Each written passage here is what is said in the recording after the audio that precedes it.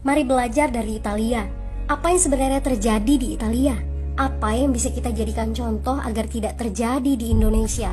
Kreatif konten ini berasal dari artikel warga Italia, dipersingkat dan dilengkapi data agar lebih mudah dipahami. Tahap 1. Kasus pertama diumumkan. Itu cuma flu. Apa pentingnya pakai masker? Orang-orang ini cuma lebay. Saya kan sehat, gak bakal ketularan. Gak usah panik lah. Tahap 2. Jumlah positif COVID-19 mulai naik signifikan.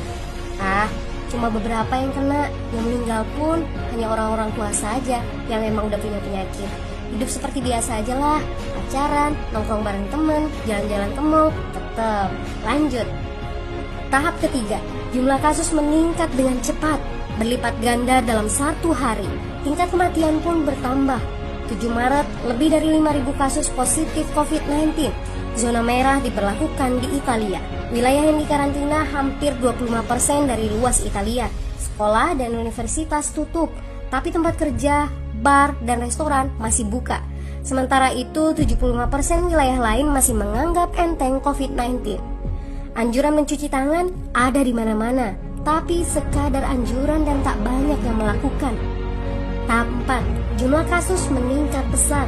Sekolah dan universitas ditutup selama sebulan. Darurat nasional pun diberlakukan. Rumah sakit menambah kapasitas, seluruh kamar dibersihkan untuk memberi ruang bagi pasien COVID-19. Tapi tak ada cukup dokter dan perawat. Ada terlalu banyak kasus pneumonia, terlalu banyak pasien perlu ICU, tapi ruangannya sudah habis, ventilator habis. Pada titik ini seperti kondisi dalam perang. Dokter harus memilih siapa yang akan diobati berdasarkan peluang bertahan hidup.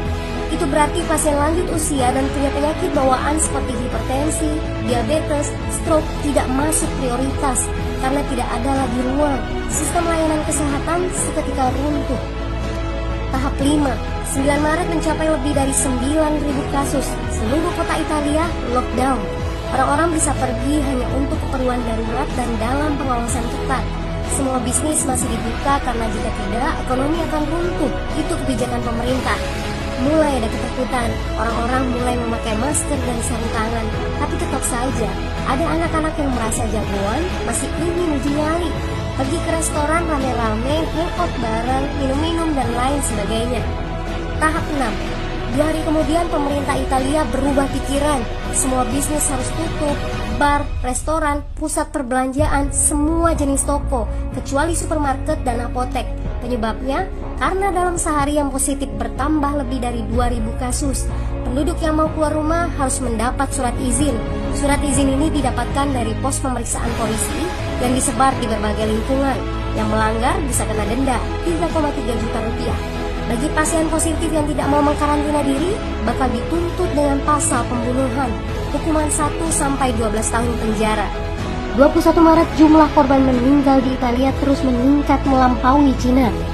Sebagai gambaran, luas Italia itu kurang lebih 2 kali Pulau Jawa.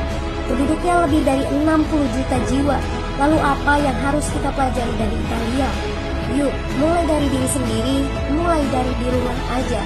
Jaga kebersihan lalu isolasi diri dan keluarga. Tidak keluar rumah kecuali sangat penting.